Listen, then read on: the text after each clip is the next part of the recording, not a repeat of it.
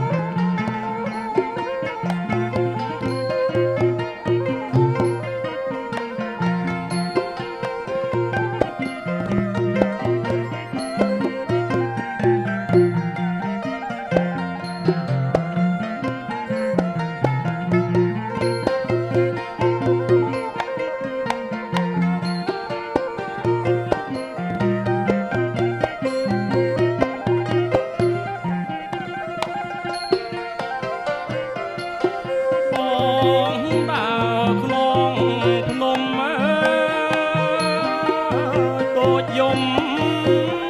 ល្វើយល្វើ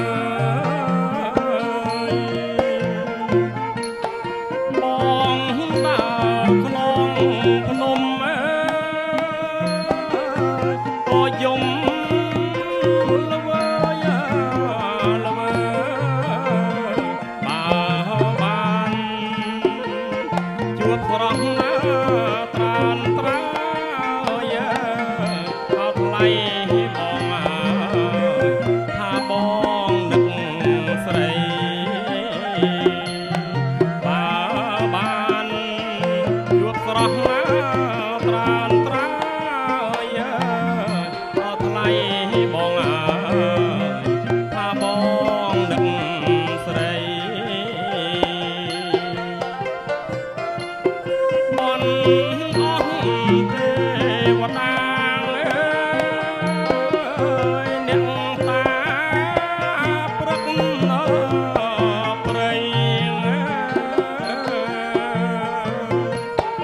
បន